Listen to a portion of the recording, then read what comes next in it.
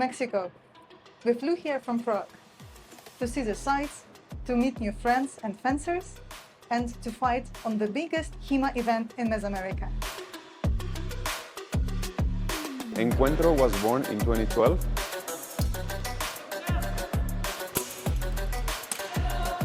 The vibes were fantastic. It is truly a city of contrasts.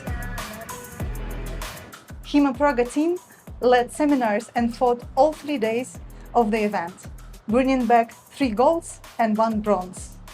So let me give you my review of the Encuentro Factually 2025.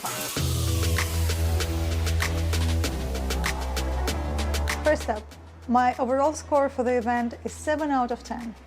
Yes, I rated quite high, and I also had a great time in Mexico as a tourist. Because it was an event not dedicated to the tournament itself, I will start with the component that can make or break such a gathering: the atmosphere. The vibes were fantastic. It's my new high with 10 out of 10. Mexican fencers were especially happy to see guests, so you traveling there from afar will be well rewarded. We have a nice community in Mexico, but we need to make it grow. And we need to bring people from Europe and the States to show us the way they are doing it over there, so we can learn. Seminars were a big part of the event, and people participated with enthusiasm. But I will not score the seminars, because HEMA Praga led half of them, with Adam and Alex having 2 classes each day. The last couple of years, I've seen that we have moved a bit more into the competitiveness of the event, and everybody wants to fight, everybody wants to win.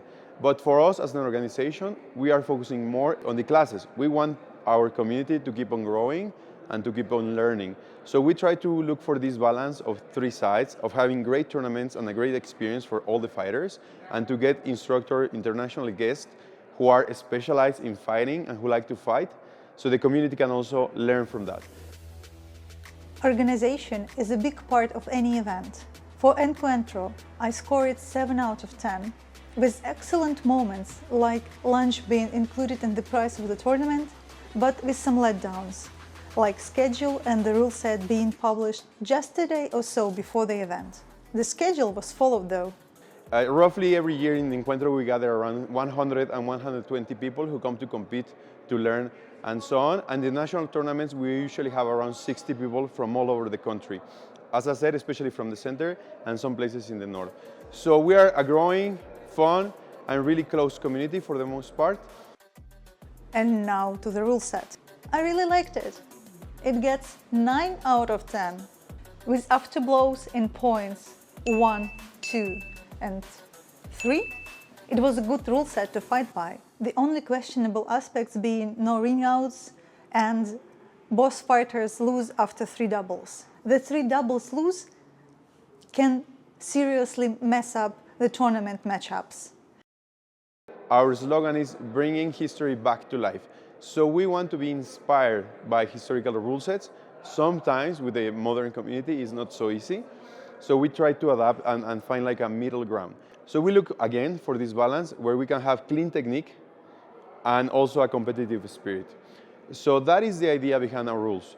Basically, we want to have clean fights, and we want to show nice technique throughout the tournaments. Now to the tournament aspects. Consistency of judgment. I would give it 6 flats out of 10. Flats were almost never seen, even less than usual. Some judges were excellent, while some referees should have stayed as side judges. So it was a mix. In open longsword, there were basic and advanced categories, which would be more appropriately called beginner and basic. I'm referring to Penguins Cup beginner and Bohemia basic categories last year. The level of participants reminded me of those 2 tournaments. There also was a women's category, which I won. Cheers to all of my opponents. See you again, guys and girls. And today's bonus is the tourist part. What you can see in Mexico besides Encuentro.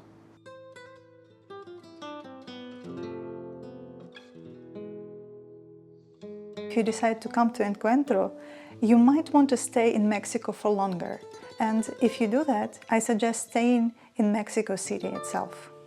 Because this city and its surroundings has so much to offer, ancient and modern, highways and nature, luxury and poverty.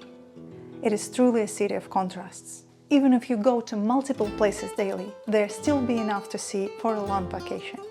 Now let's dive into my highlights from the trip. Pyramid of the Sun. I would give it 8 out of 10. The sheer size of the pyramid is impressive, even for the modern eye. If you are there, don't skip the museum. 8 ancient wonders out of 10. Chapultepec Castle. This castle offers great views and a touch of imperial history of Mexico. 6 royal retreats out of 10. Anthropological Museum.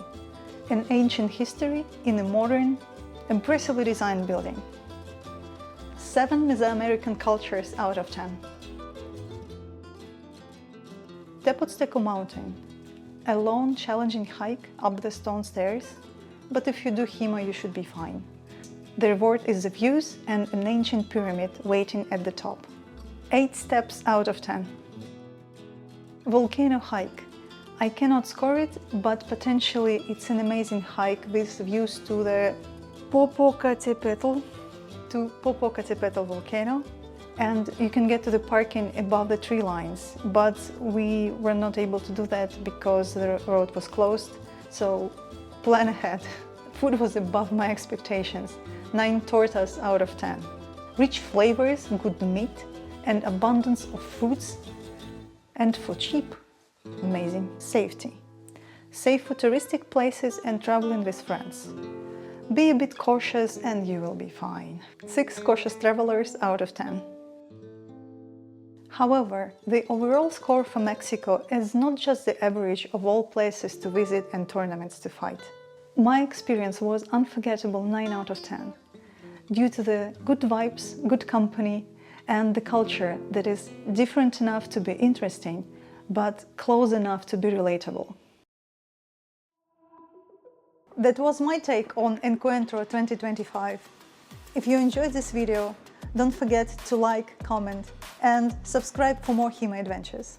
And come to Bagima, so I can fight you there next time.